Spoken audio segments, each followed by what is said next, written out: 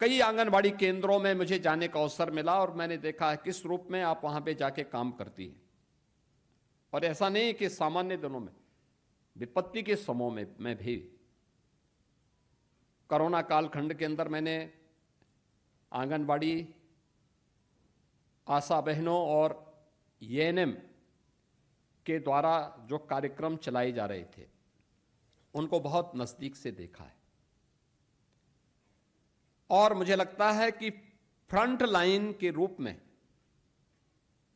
जो हमारा front line worker थे, जो स्वयं तो कोरोना जैसी महामारी से अपना बचाव कर ही रही थी, लेकिन अन्यों को भी बचाने का काम कर रही थी। स्क्रीनिंग के कार्यक्रम के साथ साथ वहां पर उस प्रकार की सुविधा पहुंचाने के लिए उस समय का वह दृश्य अत्यंत भावनात्मक था। क्योंकि जब दुनिया पस्त थी तब ये हमारे फ्रंट लाइनर जो वर्कर थे, आंगनबाड़ी आशा और एएनएम, ये स्क्रीनिंग के साथ घर घर जाकर के इस पूरे कार्यक्रम को आगे बढ़ा करके राष्ट्रीय स्तर पर कोविड प्रबंधन के प्रधानमंत्री जी के विजन को जमीनी धरातल पर उतारने का काम कर रही थी। जो एक पोषाहार था ना, इसका वितरण कौन करता था? उत्तर भारत का जो सबसे बड़ा शराब माफिया था, उसको सरकार ने पैसा लेकर के ठेका दे रखा था और वही तय करता था, वही ये तय करता था। मैं बहुचक था। जब 17 में सरकार बनी तो मैं इस बात को लेकर के बहुचक था कि जो सबसे बड़ा शराब माफिया है वह महिला और बाल विकास विभाग में भी घुसा हुआ है। जब मुझे जानकारी मिली, मैंने कहा भाई ये तो शराब माफिया है, शराब माफिया का यहां क्या काम? लेकिन नहीं, सब काम वही करता था, रेसिपी वो तय करता था। कहीं पहुंचता था, कहीं नहीं पहुंचता था। इतना खराब गुणवत्ता देखने को मिलती थी कि खाने की स्थिति नहीं होती थी किसी की। और इसीलिए तो यूपी बीमारू था। ये बीमारूपन का जब बचपन ही कुपोषित हो तो राज्य को तो बीमारू होना ही होना था। ये पाप कौन करता था? ये लोग वही पाप करने वाले लोग हैं जो जाति के नाम पे समाज को बांट करके समाज की सुरक्षा में भी सेंध लगाने का काम करते हैं और बच्चों और कुपोषित माताओं के पोषाहार पर भी डकैती डालने का काम करते थे।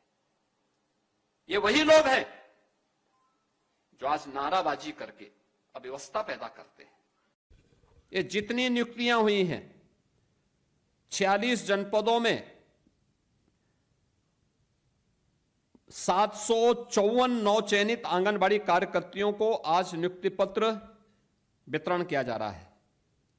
44 जनपदों में 17,686, डाटा देखें ना कितना बड़ा नंबर है, 17,786 ये नियुक्ति पत्र वितरण का कार्यक्रम आज संपन्न हो रहा है। 17,686 और 754 नवचयनित आंगनबाड़ी कार्यकर्तियों का चयन हो रहा है।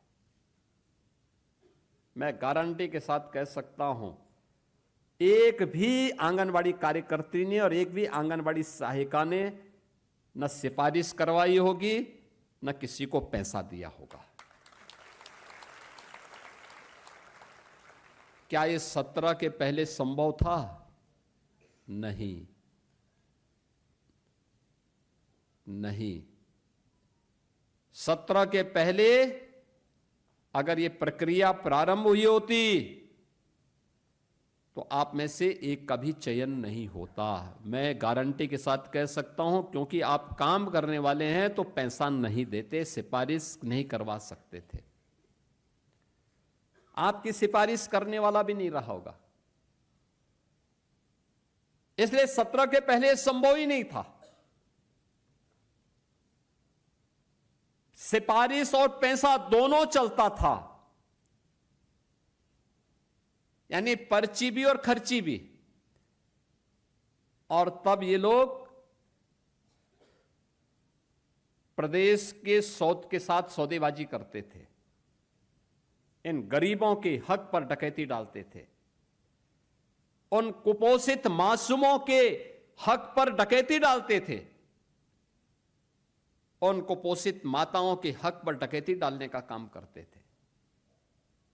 आज जब लोग मंच पे खड़े होकर भाषण देते हैं तो हमें हंसी आती है उनकी बातों पर, हंसी आती है उनके कृत्यों पर। ऐसा नहीं कि नियुक्ति पत्र पहली बार हो रहा है, गत वर्ष भी हम लोगों ने 19,424, याद रखना 19,424 आंगनबाड़ी कार्यकर्तियोयों को और 3,077 सहायक आंगनबाड़ी कार्यकर्तियों को हम लोगों ने नियुक्ति पत्र वितरित किए थे और एक भी जगह शिकायत नहीं आई थी, एक भी जगह शिकायत की कोई गुंजाइश नहीं। हम लोगों ने प्रारंभ किया है, आप देखना इसी अप्रैल से हम लोग पहले जितने भी आउटसोर्स कार्मिक हैं उनके लिए हम लोगों ने कॉर्पोरेशन गठित किया है। पहले क्या होता था, ये जितने आउटसोर्सर कंपनियां थी ज्यादातर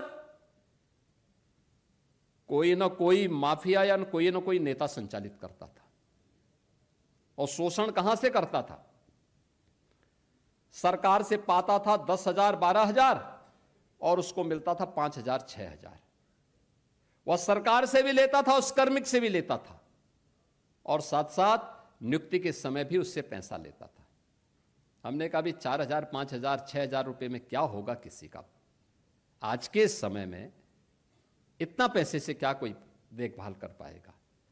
और विभाग को बुला के मैंने बहुत सख्ती से कह रखा है, हर हाल में इसको लागू करो। अप्रैल से मैं चाहूंगा कि इस व्यवस्था को लागू करने की तैयारी करो। आप हम कॉर्पोरेशन को आगे बढ़ा रहे हैं, शोषण मुक्त व्यवस्था बनाएंगे।